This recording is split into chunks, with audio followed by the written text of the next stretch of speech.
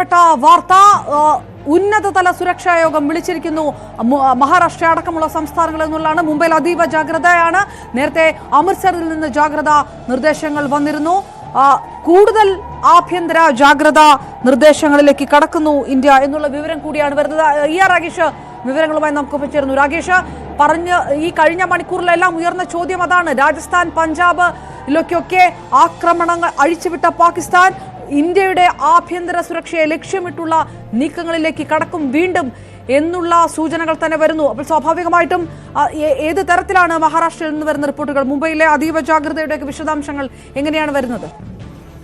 അപർണ, അതിനു മുമ്പ് സൈന്യത്തിൻ്റെതായ ഒരു പ്രതികരണം വന്നിട്ടുണ്ട്. അവർ ഔദ്യോഗികമായി തന്നെ ഇപ്പോൾ എന്താണ് സംഭവിച്ചെന്ന കാര്യം അറിയിച്ചിരിക്കുകയാണ്. അതായത് ഇന്നലെ രാത്രിയും ഇന്ന് പുലർച്ചെയുമായി ഇത്തരത്തിൽ പാകിസ്ഥാന്റെ ഭാഗത്തുനിന്ന് ആക്രമണം ഉണ്ടായി എന്ന് ഇപ്പോൾ സൈന്യം വ്യക്തമാക്കിയിരിക്കുകയാണ്. സൈന്യം വാർത്താക്കുറിപ്പിലൂടെ അവരുടെ സാമൂഹ്യ മാധ്യമ അക്കൗണ്ടുകളിലൂടെയാണ് ഇക്കാര്യം സ്ഥിരീകരിച്ചിരിക്കുന്നത്. പ്രത്യേകിച്ച് ഡ്രോണുകൾ ഉപയോഗിച്ചും മറ്റ് യുദ്ധസാമഗ്രികൾ ഉപയോഗിച്ചുമാണ് പടിഞ്ഞാറൻ അതിർത്തിയിലെ പൂർണ്ണമായും പടിഞ്ഞാറൻ അതിർത്തി ലക്ഷ്യമാക്കിക്കൊണ്ടൊരു ആക്രമണം പാകിസ്ഥാന്റെ ഭാഗത്തുനിന്ന് ഉണ്ടായത് ഇന്നലെ രാത്രിയും ഇന്ന് പുലർച്ചെയുമായി ഉണ്ടായത് എന്ന് സൈന്യം ആവർത്തിക്കുന്നു. മാത്രവുമല്ല, ജമ്മു കശ്മീരിലെ നിയന്ത്രണ രേഖയിൽ ഇപ്പോൾ പാകിസ്ഥാൻ നിരന്തരം വെടിനിർത്തൽ കരാർ ലംഘനം തുടരുന്നു എന്നുകൂടി സൈന്യം പറയുന്നുണ്ട്. ഈ ഡ്രോൺ അറ്റാക്കുകളെ എല്ലാം തന്നെ, ഡ്രോൺ ആക്രമണങ്ങളെ, ആ നീക്കങ്ങളെയൊക്കെ എല്ലാം തന്നെ ശക്തമായി ഇന്ത്യ പ്രതിരോധിച്ചു എന്ന് മാത്രമല്ല അതിന് തക്കതായ അതേ രീതിയിൽ മറുപടി നൽകിയിട്ടുണ്ട് എന്നിപ്പോൾ സൈന്യം ആവർത്തിക്കുകയും ചെയ്യുന്നു. ഏതായാലും ഇന്ത്യയുടെ പരമാധികാരം സംരക്ഷിക്കാൻ സൈന്യം പ്രതിജ്ഞാബദ്ധമാണ് എന്നുകൂടി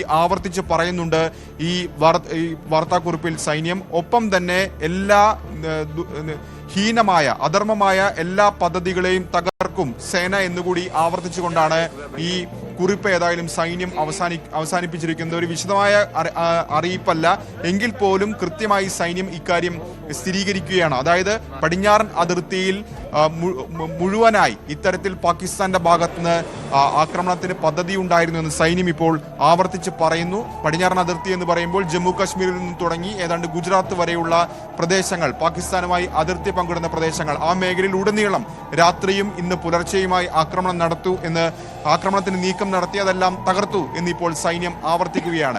ഏതായാലും സുരക്ഷാ വലയത്തിലാണ്, അതീവ സുരക്ഷയിലാണ് രാജ്യത്തെ പല സംസ്ഥാനങ്ങളും. പ്രത്യേകിച്ച് അതിർത്തി പങ്കിടുന്ന സംസ്ഥാനങ്ങൾ, തീര മേഖലയോട് ചേർന്ന് കിടക്കുന്ന സംസ്ഥാനങ്ങൾ. ഇപ്പോൾ രാജസ്ഥാൻ മുഖ്യമന്ത്രിയുടെ നേതൃത്വത്തിൽ ഇന്ന് പുലർച്ചെ ഉന്നതതല യോഗം ചേർന്നിട്ടുണ്ട്. ഇപ്പോൾ ഈ യോഗം ഏതാണ്ട് അവസാനിച്ചിരിക്കുകയാണ്. ചീഫ് സെക്രട്ടറി അടക്കം ഉന്നത ഉദ്യോഗസ്ഥർ അവിടെ പങ്കെടുക്കുകയും അതിർത്തിയിലെ സാഹചര്യമൊക്കെ തന്നെ വിലയിരുത്തുകയും ചെയ്തു. കാരണം ജയ്സാൽമീർ അടക്കം ബാഡ്മേർ അടക്കമുള്ള ജില്ലകൾ എന്ന് പറയുന്നത് അതിർത്തി പങ്കിടുന്ന ജില്ലകളാണ്. അപ്പോൾ ആ മേഖലയിലൊക്കെ തന്നെ ഇന്നലെ കടന്നു കയറാൻ പാകിസ്ഥാന്റെ ഭാഗത്തുനിന്ന് ശ്രമം നടന്നിട്ടുണ്ട്. അവിടെ ബ്ലാക്ക് ഔട്ട് ഒക്കെ തന്നെ പിന്നീട് സർക്കാർ പ്രഖ്യാപിക്കുകയും ചെയ്തിരുന്നു. അപ്പോൾ ആ മേഖലയിൽ അപ്പോൾ ഈ ഒരു പശ്ചാത്തലത്തിലാണ് യോഗം ചേരുകയും അവിടെ സാഹചര്യമൊക്കെ തന്നെ വിലയിരുത്തുകയും ചെയ്തത്. ഏതായാലും ആ യോഗം ഇപ്പോൾ അവസാനിച്ചിരിക്കുകയാണ്. കാരണം ശ്രീഗംഗാനഗറിൽ അടക്കം ഇന്നലെ പാകിസ്ഥാന്റെ ഭാഗത്തുനിന്ന് ഡ്രോണുകൾ ഉപയോഗിച്ചുകൊണ്ട് അവിടെ കടന്നു കയറാൻ ശ്രമമുണ്ടായിരുന്നു. ബാഡ്ബേറിലും ജയ്സാൽമീറിലും ഒക്കെ തന്നെ സമാനമായ ശ്രമം നടത്തി.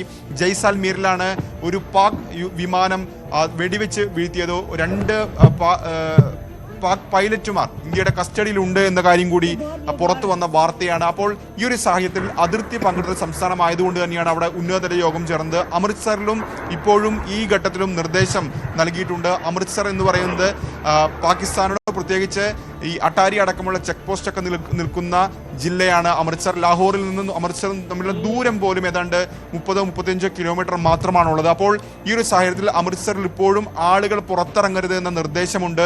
വീടുകൾ ജനലിനോട് ചേർന്നിരിക്കരുതെന്ന നിർദ്ദേശമുണ്ട്. അങ്ങനെ ചില നിർദ്ദേശങ്ങളൊക്കെ തന്നെ അമൃത്സറിൽ നൽകുകയും ചെയ്തിട്ടുണ്ട്. അതാണ് സാഹചര്യം. മുംബൈയിലേക്ക് വരുമ്പോൾ മുംബൈ അതിർത്തി പങ്കിടുന്നില്ല. പക്ഷേ മുംബൈ തീരപ്രദേശമാണ്. മുൻപ് മുംബൈ ഭീകരാക്രമണമൊക്കെ തന്നെ നടന്നത് നമുക്കറിയാം. കടലിലൂടെ വന്ന ഭീകരരാണ് ഇന്ത്യയിൽ ആക്രമണം നടത്തിയത്. അപ്പോൾ ഈ ഒരു പശ്ചാത്തലത്തിൽ ആണ് മുംബൈയിൽ ഇപ്പോൾ ദേവേന്ദ്ര ഫഡ്നവിസ് മുഖ്യമന്ത്രി തന്നെ ഉന്നതതല യോഗം വിളിച്ച് സുരക്ഷ അടക്കമുള്ള കാര്യങ്ങൾ ചർച്ച ചെയ്യാൻ പോകുന്നത്. അതായത് നേരത്തെ രാകേഷ് നമ്മൾ ഈ പറഞ്ഞതാണ്, ഇനി നാവികസേനയ്ക്ക് കൂടി കൃത്യമായിട്ടുള്ള റോള് വരുന്ന ഒരു കാര്യം. എയർഫോഴ്സ് കഴിഞ്ഞ മണിക്കൂറുകളായിട്ട് സുസജ്ജമായിട്ടുള്ള പ്രതിരോധ സംവിധാനത്തിൽ നിൽക്കുമ്പോൾ മുംബൈ അടക്കമുള്ള ഭാഗങ്ങളിലേക്ക് പോലും ആക്രമണ ഭീഷണിയുടെ ലാഞ്ചനകളൊക്കെ വരുമ്പോൾ ആ തരത്തിൽ മറ്റ് തീരപ്രദേശങ്ങളുള്ള സംസ്ഥാനങ്ങളടക്കം കൂടുതൽ മോണിറ്ററിംഗിലേക്ക് പോകുന്നു എന്നുള്ളൊരു സൂചനയൊക്കെ ഉണ്ടോ?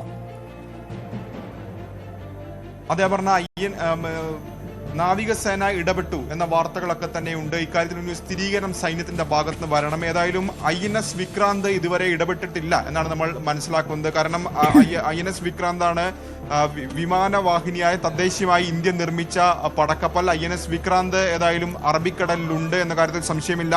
INS വിക്രാന്തിന്റെ ഒരു മോട്ടോ എന്ന് തന്നെ പറയുന്നത് I defeat those who fight against me എന്നുള്ളതാണ്. അപ്പോൾ INS വിക്രാന്ത് ഇതിൽ ഇടപെട്ടു എന്ന കാര്യത്തിൽ ഒരു സ്ഥിരീകരണമൊന്നും തന്നെ നാവികസേനയുടെ ഭാഗത്തുനിന്ന് ഉണ്ടായിട്ടില്ല. പക്ഷേ നാവികസേന ഇന്നലെ രാത്രി ചില നീക്കങ്ങൾ നടത്തി എന്ന് പുറത്തു വരുന്നുണ്ട് വാർത്തകൾ. അക്കാര്യത്തിൽ ഇനി സ്ഥിരീകരണം ഏതായാലും നാവികസേനയുടെ ഭാഗത്തുനിന്ന് സർക്കാരിന്റെ ഭാഗത്തുനിന്നൊക്കെ തന്നെ വരേണ്ടതുണ്ട്. ഏതായാലും സൈന്യം ഇന്നലെ രാത്രി എന്ത് സംഭവിച്ചു എന്ന കാര്യം സ്ഥിരീകരിച്ചിട്ടുണ്ട്. സ്വാഭാവികമായും ഇനി 10 മണിക്കാണ് വിദേശകാര്യ മന്ത്രാലയത്തിന്റെ ഒക്കെ തന്നെ വാർത്താ സമ്മേളനം നിശ്ചയിച്ചിരിക്കുന്നത്. സൈനിക ഉദ്യോഗസ്ഥരും ആ യോഗത്തിൽ പങ്കെടുക്കും. ആ യോഗത്തിലായിരിക്കും ഇതിന്റെ കൂടുതൽ വിശദാംശങ്ങൾ പങ്കുവെക്കുക. ഏതായാലും ഇപ്പോൾ നിലവിൽ ഈ ഘട്ടത്തിൽ പാകിസ്ഥാന്റെ എല്ലാ നീക്കങ്ങളെയും തകർക്കാൻ ഇന്ത്യക്ക് കഴിഞ്ഞിട്ടുണ്ട്. പക്ഷേ പാകിസ്ഥാന്റെ ഭാഗത്തുനിന്ന് പ്രകോപനം ഇപ്പോഴും തുടരുന്നുണ്ട്. ഇന്നലെ രാത്രി 2 മണിക്കൂറാണ് മിസൈലും ഡ്രോണുകളും ഒക്കെ തന്നെ ഇന്ത്യൻ അതിർത്തിക്ക് മുകളിലേക്ക് വന്നെങ്കിൽ ഇന്ന് രാവിലെയും ജമ്മുവിലും ഏതാണ്ട് 15 മുതൽ അരമണിക്കൂർ വരെ 15 മിനിറ്റ് മുതൽ അരമണിക്കൂർ വരെ അത്തരം നീക്കങ്ങൾ ഉണ്ടായി. അവിടെയും തകർത്തു. മാത്രവുമല്ല ഈ പോർ വിമാനങ്ങളൊക്കെ തന്നെ വെടിവെച്ചിടുന്ന സാഹചര്യം ഉണ്ടായി. ജയ്സാൽമീറിലായാലും അക്നൂറിലൊക്കെ തന്നെ പാകിസ്ഥാൻ വിമാനങ്ങൾ ഇന്ത്യ വെടിവെച്ചിട്ടു. അങ്ങനെ വലിയ നീക്കങ്ങൾ നടക്കുന്നുണ്ട്. ഇപ്പോൾ ഈ ഘട്ടത്തിൽ ഏറ്റവും പ്രശ്നം നിലനിൽക്കുന്ന അല്ലെങ്കിൽ അശാന്തമായി തുടരുന്ന അതിർത്തിയാണ്. അവിടെ പൂഞ്ചിലും ഉറിയിലും ഇപ്പോഴും വെടിനിർത്തൽ കരാറും ഒപ്പം തന്നെ ലംഘിച്ചുകൊണ്ട് ഷെല്ലാക്രമണം ശക്തമായി തുടരുകയാണ്. അതായത് ഇപ്പോൾ ജയ്സാൽമീറിലെ ആ വാർത്ത തന്നെ ഇപ്പോൾ ഒരു പാക് ഡ്രോൺ ആക്രമണ ശ്രമത്തെ BSF ക്യാമ്പിലേക്ക് തന്നെ ആയിരുന്നു. അത് ഇന്ന് രാവിലെ 4:30 തൊട്ട് 5:30 വരെയുള്ള സമയത്ത് അത് ഡിഫൻസ് സിസ്റ്റം നിർവീര്യമാക്കുകയും ചെയ്തിരിക്കുന്നു. അതായത് അതിർത്തിയിൽ സാധാരണക്കാർക്ക് നേരെ ഷെല്ലാക്രമണം, സൈനിക കേന്ദ്രങ്ങൾക്ക് നേരെ ഡ്രോൺ ആക്രമണം, അത് ഈ മിനിറ്റിലും തുടരുന്നു. അതുകൂടി അഭിസംബോധന ചെയ്തുകൊണ്ട് ഉള്ള ഒരു നടപടികളായിരിക്കും ഇന്ത്യ സ്വീകരിക്കുക, അല്ലെങ്കിൽ അതാണ് സ്വീകരിക്കുന്നത് ആയിരിക്കും ഇന്ത്യ വ്യക്തമാക്കുക. നമ്മൾ ഇനി ഉറ്റുനോക്കേണ്ടത് വാർത്താ സമ്മേളനത്തിൽ അത്തരം നടപടികൾ കൂടിയായിരിക്കും അല്ലേ?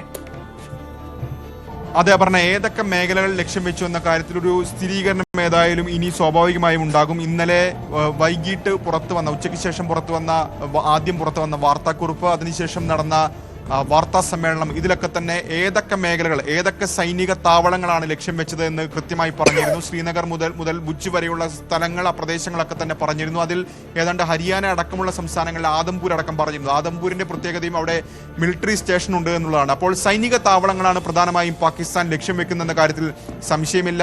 ഒപ്പം ജനവാസ മേഖലകളിലും അവർ ഒഴിവാക്കുന്നില്ല എന്നതാണ് പ്രധാനപ്പെട്ട കാര്യം, അല്ലെങ്കിൽ ആശങ്കപ്പെടുത്തുന്ന കാര്യം. അപ്പോൾ